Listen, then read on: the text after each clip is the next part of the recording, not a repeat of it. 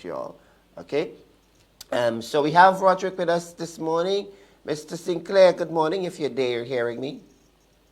Good morning, Kishon. Good morning to your listeners, and good morning to our farmers, fisher folks, processors and all, and the constituents who I represent.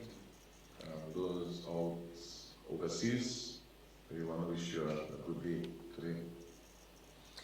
All right. So we know there have been much talk about the the possible increase in the poultry prices um, in terms of the feed and all of these things that farmers normally depend on to earn their living. Yesterday, it was indicated that that will be deferred until sometime later. So it clearly means that it's still not off the cards. It's still on the table for some sort of, execution in the near future. Your feedback, your thoughts, and the potential impact of all of this increases that has been circulating around? Well, thank you so much. Well, it's my feedback, but it's beyond my feedback. It's the feedback of our farmers, particularly our livestock farmers or poultry farmers, and of course the citizens.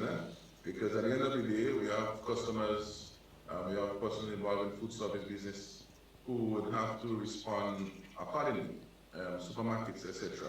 Of course, it's good to see government able to invoke the appropriate mechanisms to put a stay on the prices. Because as I said previously, based on the relationship and the other agreements surrounding the connection between the government and the Caribbean Agro, those prices cannot be arbitrarily adjusted. Only last night I was looking at the news, also looking at our Minister of Trade, which rightfully said there is a mechanism.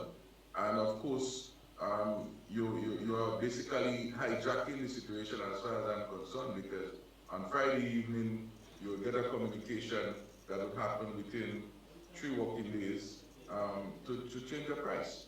Those are not good. However, I think it's the government has given a good signal, and I was speaking up this morning with the president of the Poultry Association, and the minister made two important points. The important points are we have to keep the prices affordable. We have to keep the prices as low as possible for our farmers from the first end. But also, we need to do whatever it takes to ensure that this whole situation, if it means that we have to find other sources, other mechanisms, as you rightfully said. So I think government has it right and this wrong. And we, for myself, for my stakeholders, we are going to work with the government to ensure that what has to be just for Grenadians take place. Of course, we understand the concerns of any business. You need to make profits, you need to look at your cost and so on. But there is ways how we do things. And of course, over the years, when you look at the plight of our livestock farmers, it has been a constant cry about the quality of the feed, the response of the birds and so on, the pigs and so on, with the type of feed that we get. So this I think is an opportunity for us to look, as I would have mentioned in the Senate a few weeks ago, to look at the whole relationship. We are not saying that Caribbean agro industry need to go. And this is not what I'm hearing from the farmers. What they are saying, let us look at it and let us see how we can find enabling mechanism, a mechanism that where the industries can flourish, they can also be sustainable, and the country as a whole benefit. We're speaking about an industry that would have started since in 1977, 75, somewhere back there. So a lot would have changed. And so sometime in life, we have to be realistic. And of course, we have to try and make adjustments. And I do hope that this is the spirit within which this stay also is done from the agro side. But the government has an obligation, because the agreement is between the government of Grenada and the Caribbean Agro. We as citizens, we as farmers, what we have to do is to lobby and ensure that the government, which is our agent, does what is right and just. At this particular point in time, we could all say that an increase right now would have probably even crippled the farmers even more. What is the position of the farmers right now? The whole COVID situation, it's almost a year because our first lockdown was in March, so it's almost a year since we've had to deal with the whole lockdown situation, new protocols, or what we call the new normal. How has the farmers been adjusting? What sort of new strategies and mechanisms that are going to be put in place for 2021 as the whole world waits on the vaccine to really take effect, although there are vaccines out, but from this neck of the woods, how are farmers really coping? We're speaking here about the poultry specifically, right? You're speaking in a broad terms. I'm speaking broadly, just Okay, broadly. okay, okay, great. Okay, no problem. Well, this is a very what is difficult about this is the unknown. So farmers would have been dipping into their savings.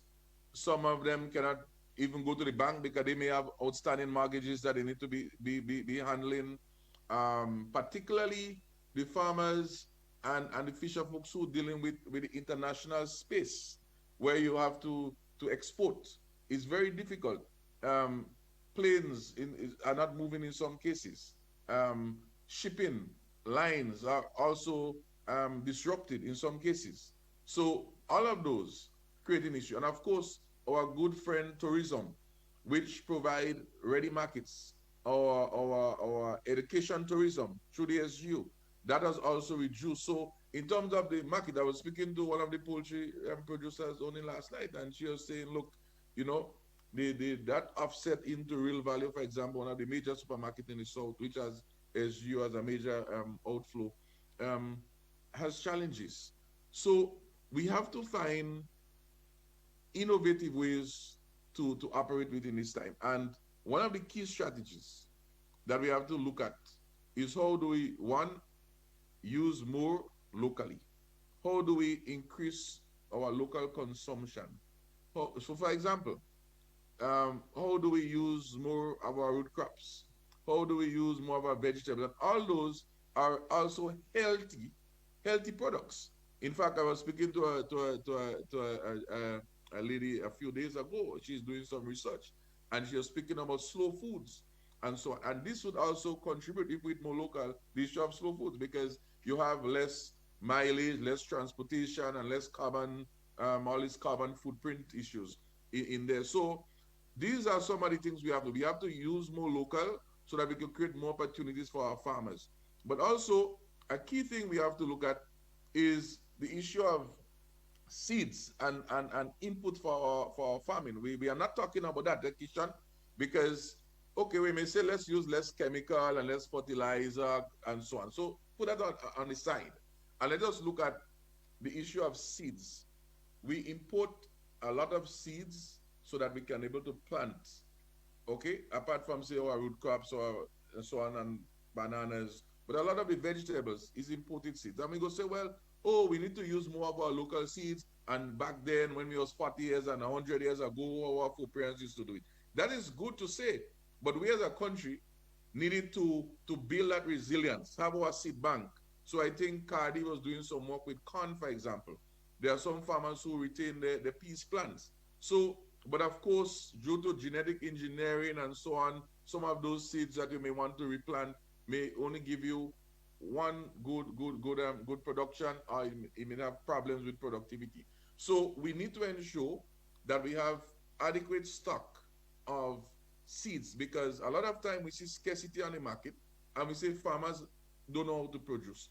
Maybe they have challenges, but a major challenge, and I personally aware of, is the availability of seeds, and that would affect the production. So we have to look at that to ensure we have planting material.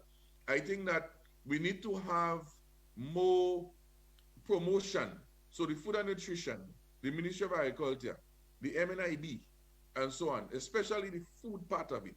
And of course, when you go and you look at, for example, cocoa and nutmeg, where there is not much consumption of these products locally because there is so much, millions of pounds, um, they also face challenges, particularly in the markets. And we saw, I think there was a interesting news that I think Rachel did on your program last night to look at the whole issue of container shortage and all of those things. Those would place significant challenges for our commodities in the short run.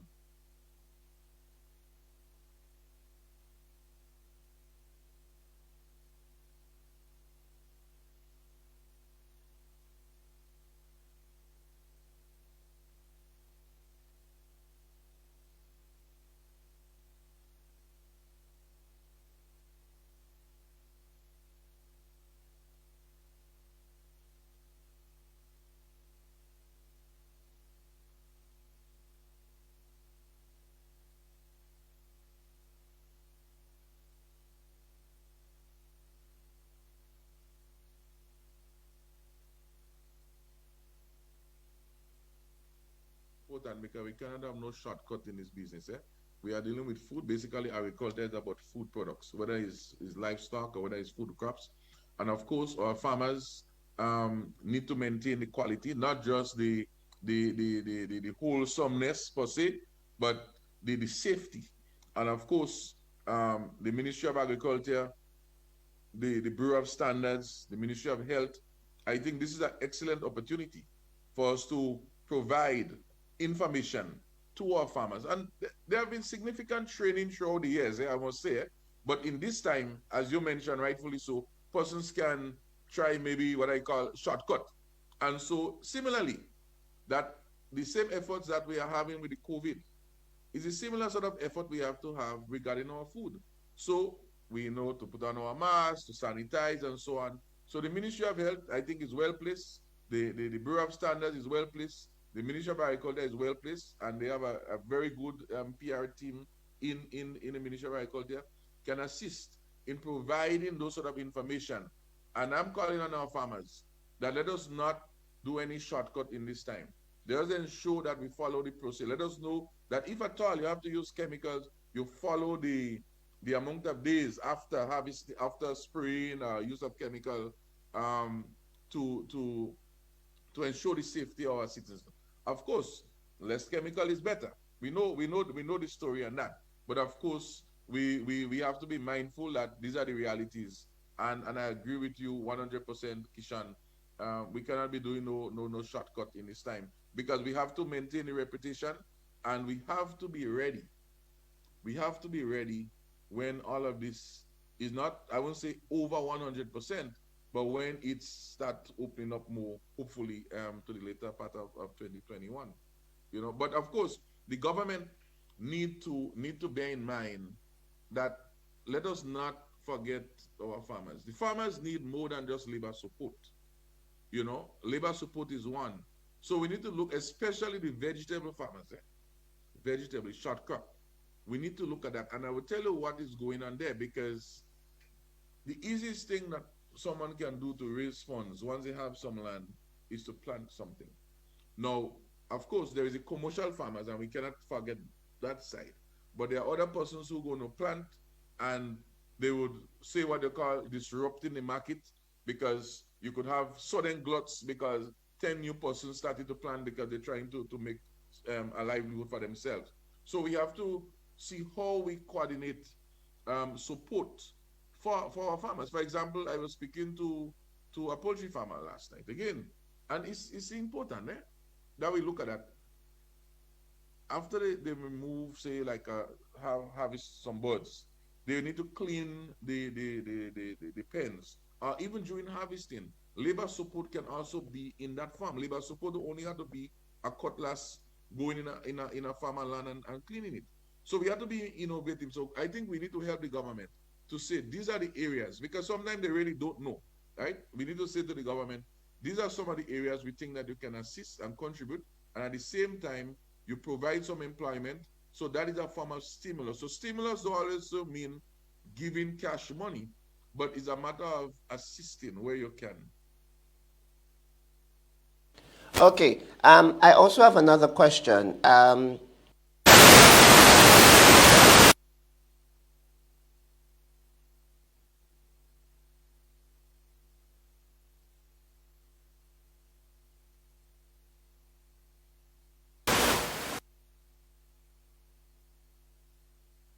is an excellent point to make. And consumers, that is a big missing link, because it's I mean, again, I mean, and my part of my background has to do with what is referred to as value chain development and so on, and it speaks to that very said mechanism where you have not just the farmers but the supermarkets, the vendors, of course the consumers, sitting down in what is referred to as a dialogue platform where we can discuss key issues that can impact the both sides. So, for example, is the farmer producing the right variety? Because you might be planting a certain type of bananas, a certain type of eggplant, for example. Um, there is a sort of longish one, and there is a sort of big one that like a ball, and maybe the market really is for that long one, and that's what consumers want. But where is that information flow to the farmer to know that this is what to plant? But it goes more than that, Kishan, because as I mentioned, the farmer don't import seeds from some person. In Grenada, how it's set up, you have persons who have agents, you have companies which import seeds. So these seed houses need to know what are the sort of varieties that are required. And so sometimes the farmer may say, well, this one grows well, but is it that what the consumer wants? And so part of my intervention in this whole current discourse is to also assist in that dialogue. And to do that, we'd have to involve, and it's mainly along the vegetables end that we'll see that the fruits and vegetables are fresh produce, is to again involve the stakeholders, the MNIB as a major player, the vendors, the supermarkets, and have a dialogue and say, let's look, what are the 5 or 10 items in Grenada that we must ensure for resilience? We don't need government to tell us that, because your business need to run, consumers need to run, the businesses know, they have the stats, they show, they know what is selling fast, they know what is selling slow, and then they say, no, based on this information, this is what consumers are asking for. Farmers, how can we produce this? Seedling operators, and you know what is interesting? One of the major supermarket chain also operates input operations, so they should even know these answers even better than any one of us, you know. So yes, Kishan, we need a dialogue, and somebody has to set it up, and I'm prepared in my discourse right now to be part of that mechanism. As I said earlier on, I operate without an office, without any office support in this responsibility. And of course, others before me would have operated similarly. I am making some efforts to have that resolved through some voluntary contribution, and other persons listening who can assist and very much be helpful and thankful for any support in this regard, so that things like this can be put and trained. We're also looking to have the National Fishers Organization. There used to be one before, a National Fisherman Organization, Fisher Folk Organization, and that went dormant. The structures are already there, and it's something that we want to also establish. So this afternoon, I will be meeting with one of the fisher organizations, as I've been meeting over the past few months, so that we can able to put things in place, because we must have organization. Otherwise, I would be operating like a madman, and I don't think that is all I want to operate. Neither that is what is expected, and that operation mode would not be successful for what is expected of the whole sector. Um, so, what about in all of this, the young people's involvement, youth involvement in the whole agriculture process? For the last couple of years, we hear people clamoring about the young people getting involved. What about the youth involvement in this whole process? Right. So let me make, and let us not forget women. Every time we say youth, I know I also say women, because the women also get left out in the process. Youth and women, but youth in particular. What I will say is a few things. One, we have some initiatives. For example, in Cluj, we have a youth group there. Um, but it's more than that. Hishan, a major factor for the youth is access to lands. And it's sometimes the grandparent or the parents have the land, and they don't want to turn it over, even if they may not be working the land anymore. So that is part of an issue. The government is speaking about this land bank and all of those stuff, but this is forever, as far as I'm concerned. So we have to be careful how we clamor onto the youth. But I also know there is some initiatives in beekeeping with the youth also, trying to get some youth involved. But Kishon, say a few things on the youth. The question what need to be asked is two questions. What does the youth want? We cannot take a cutlass or take a whip and have over the youth and say, go in agriculture, go in agriculture. We cannot beat them into it. It must be something that they must willingly go. And there are a few things. How the optics. If we keep crying it down, then we ourselves creating a problem. And we'll make everybody leave it. So we have to be careful in what we say. Because we could say a lot of bad things about a lot of things, a lot of people, and everything could turn old mass, as we were saying, Grenada Toms. So we must look at the good examples and try to encourage it. But the other thing that we need to know, what really, because the youth do want to get involved, what we need to listen to the youth and say, what is the areas that you need to get into? It doesn't always have to be the fork, the spade. It doesn't always have to be even a hydroponics and all this high-tech thing that we try to make the youth always in some high-tech way. So we create this new paradigm for the youth. Let the youth speak. And the youth are already doing a lot. There are youth involved in marketing, in website design, in printing operations, in logistics. So agriculture is not construction. So agriculture is not only about digging the soil, because you could dig the soil, you could produce all of those items sometime, and you have problems getting into market, you have problem packaging, you have problem making phone calls to negotiate markets. So what you have problem keeping your records. So we have to look and see, how do we get the youth? And I will say specifically through the Imani, because in the Imani program, we have a lot of talents. We have talents there, and I say that whilst yes, some person might say it's another training program, I would say these same persons that we have in the Imani program, in a regular space, 20 years ago, 30 years ago as a little boy, would have easily, with the same qualifications, and in fact, some of them have more qualifications than we had then, would go in any institution and within a year or two, take up very significant positions. So I want us to not demean what it means to be a Imani, what it means to be in this program, but let these youths contribute to unlocking some of the challenges that we have in the agriculture value chain. But let us also partner with the private sector, partner with some of our retirees, even persons in the diaspora who have certain skill set that can mentor these individuals so that they can contribute immediately. And of course, we can spend time and do different personal development and all of those things, because while it's good and it's needed, they can be much more productive with the skills that they already have.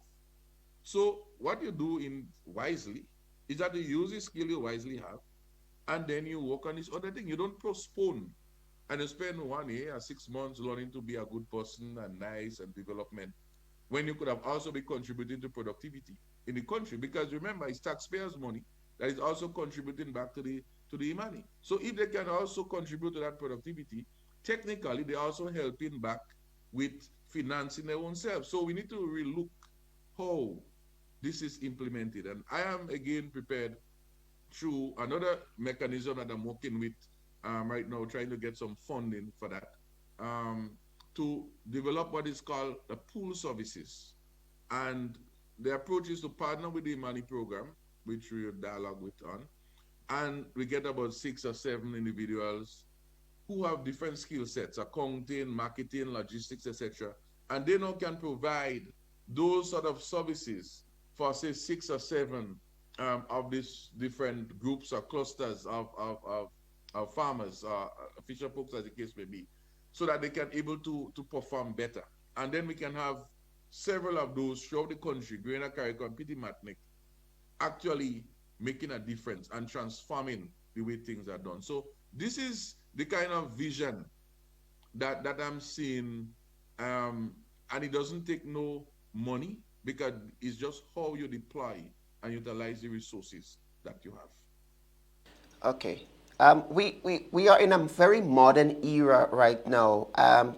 You care to share with us in terms of the technology that is being used in terms of agriculture now compared to back then?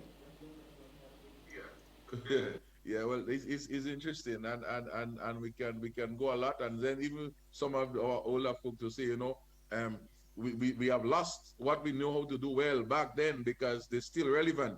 So when you speak to persons like Mr. Hagley, a whole extension is out in St. David in Syracuse, he would speak about drains and how you dig drains, and that is not something that we do a lot in right now, especially in a time where we are faced with so much of climate issues.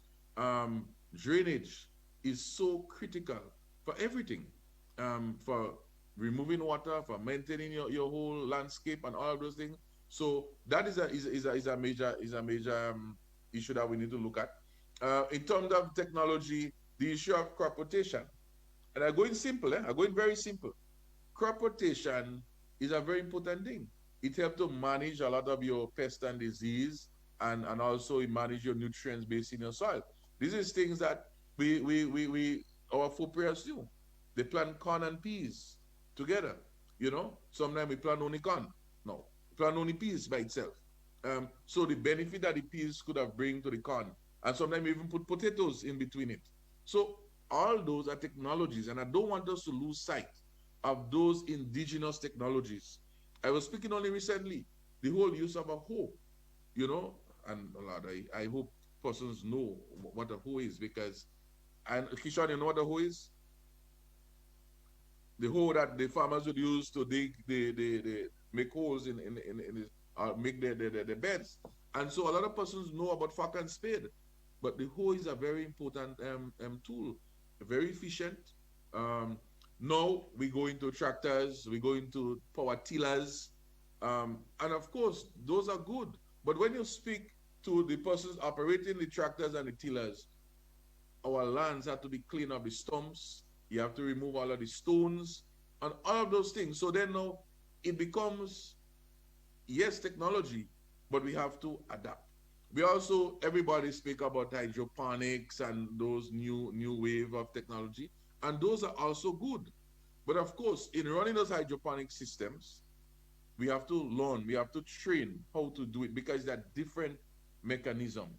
I believe that, Kishan, we have opportunities for things like the hydroponic, especially in places, for example, in the south, where your soil might be very shallow soils, in PT Matnik and so on, as we see the young ladies are doing. So we do have opportunities for those sort of technologies there. The issue of greenhouse, shade house, we need to look at that, especially where we have the issue of climate change again, the heat and so on, especially in September area, September, November, August, when the temperatures are very hot and humid. Vegetables are very difficult to grow in that time. Pest and disease. So sometimes we see a lot of short shortages during that period of time. As one gentleman said, he called it the vegetable force season. Force, because it's very difficult to grow in that time. And then we raise our hands and say, farmers, you don't know what you're doing. But again, the technology is critical. And we also need to look at ICT. We must look at that, because the role of ICT in terms of information flow, not just about being on Facebook and being on WhatsApp, but having database, having photos that you can compare a pest that you see in your field. So, for example, right now, why should a farmer have to be waiting an extension officer, a pest management officer, to come to Sotes to tell him what is affecting the plant? Yeah? Why should they need to do that? When, of course, you can take a photo and WhatsApp it to some group or some technical group who can then diagnose that for you. In fact, you may even find that you could go on Google and you can see it. A lot of persons go onto Google and they go onto YouTube to find a lot of solutions. So what I'm saying is that Those now, in fact, I met some gentleman out in, I think it was either Ethiopia or Rwanda, one of those places, many years ago. And if you can search it online, they call Access Agriculture. And they have a lot of videos that they have done of how to grow crops, how to diagnose things, how to fertilize, little 2, 3 minutes. And they distribute this freely to their farmers. So what I'm saying is that these are the ways. So yes, you may not have a big extension crew. Your extension officers might be aging, but we can use the technology. And this is where again our young people can get involved. So what I'm saying is that they don't always have to be taking a fork and a spade to go in there. Eventually they would end up there. But we can use them wisely with the skills that they have to unlock a lot of the bottlenecks that we face. And these are just some of the technologies. There are a lot more that other persons may want to speak about, but I just highlight some of those for you. Okay, so based on where you sit, you would mix and interact with farmers on a very often basis. What's the situation like now when it comes to pre-larceny? We know pre-larceny has been one of the subjects over the years. We know systems are being in place to assist farmers to guard against pre-larceny. But are we at a satisfactory position based on your interaction with farmers? Is a lot more to be done? What's happening around that sort of issue? Well, you would realize I try to skillfully stay away from this topic because this topic it is a bubbling topic. Bubbling, not meaning that it's bubbling with joy, but it's bubbling with sorrow. It's bubbling with a lot of um, heavy heart, if I may say. Only last week, um, we had the same gentleman, Mr. Alexander Tivan, I think is his name, out of Maribo, who lost over 600, I think it was, pounds of, um, I think it was 6,000, I think it was, 600, something like that. Ginger, I think everybody know about that ginger story. And Kishon, I really tried to avoid this question. And he said to me, he said, Senator, up to now, nobody has approached any of the suspects that he would have referred to the pre-larceny task force. Nobody has been approached. Actually, nothing has been done. And I could be wrong, and maybe there might be phone calls that take place between different um, administrators. But in terms of going on the ground to say, let's hold these 2 persons that were suspected, ask them some questions. The gentleman, the farmer, even directed where it's possible based on information he has that these potential person who stole would have been operating. What he said to me further, I will not say in terms of what was said to him. But this is a very serious matter. And again, I'm calling on the Commissioner of Police. I'm calling on the Minister of Agriculture to please put your house in order. As I always say, my good friend, Senator Bola, when he was the Minister for Agriculture, in terms of on the ground, you had the pre-larceny. You didn't have a case where officers had to leave, going to tend to the farmers' matter, to go and attend to traffic, or to be driving the police pickup to go and do something else. They were on the ball. We had a pre-larceny advisory committee, which should have been a review body and advising and monitoring and so on. I don't know what has become of that. So yes, we have an act, but we're still acting. In fact, ginger was being sold for $3. by maybe the same perpetrator, because ginger normally sell for $5, $6 a pound. So when someone could sell ginger for $3, it shows the undervalue the product, meaning that they don't understand. And this is a potential. And it's a worrisome case. If we need more persons to manage the traffic, get more traffic wardens.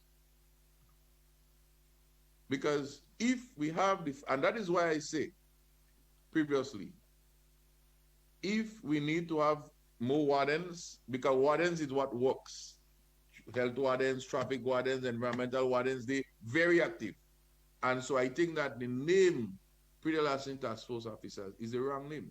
If we call them wardens, I guess they might be less, they might be able to get a chance to do their work more. But we are totally disappointed. It's a very vexing situation. Officers have meted me and complaining. Only today, actually. I encountered an officer who said, boss, sometimes we want to go, but we have to go and do other things. Please, I think the government mean well in this matter. And a lot of times, sometimes we blame the government, and I say we, and I don't want to put my name as the we, but people and say, well, government are doing this. And a lot of times, Kishon, the government or the minister and stuff don't even know, you know. You go say, yes, they have a right to know. But you don't know that the officer was supposed to attend to a matter and he end up having to go and drive a thing to go behind some traffic something, or maybe those kind of little operational things. So we have to depend on the conscience of who has the handle to manage the handle properly, so that who holds the blade is not caught in the process. I think that is the essence of the message. But Peter Lastini is, I don't know why you went there, but is a vexing issue that need to be addressed, and it's not about PR, it's about having matters resolved. I would say, and I maintain this all the time, the stealers and the persons who steal it, they must sell it. They have to have a market.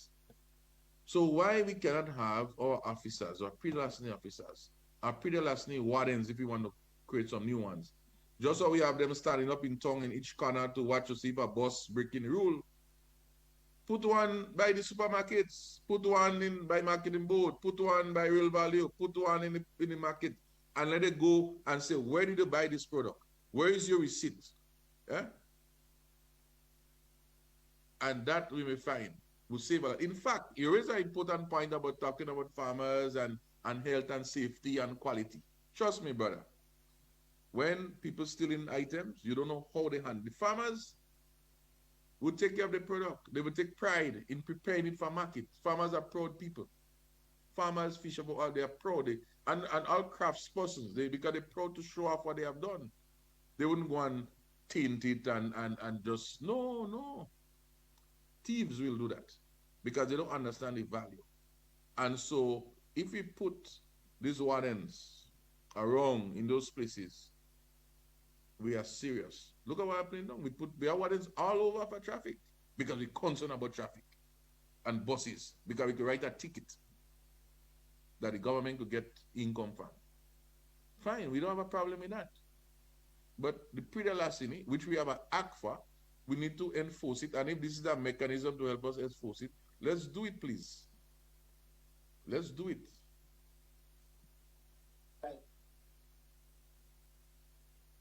At least we have a lot of things more to talk about, but so little time. So this is where we're going to wrap it up for this morning. Of course, we'll have you again sometime very soon so we could continue to elaborate on the discussions. Thank you so much. Thank you. I appreciate very much. And I want to say good morning. And everyone, have a good day. And till such time again, Kishon. All right, no problem. Okay, we've been talking to Roderick St.Clair. He is the farmers' representative in the Senate. I've been talking agriculture business at this time. We quickly ran out of time.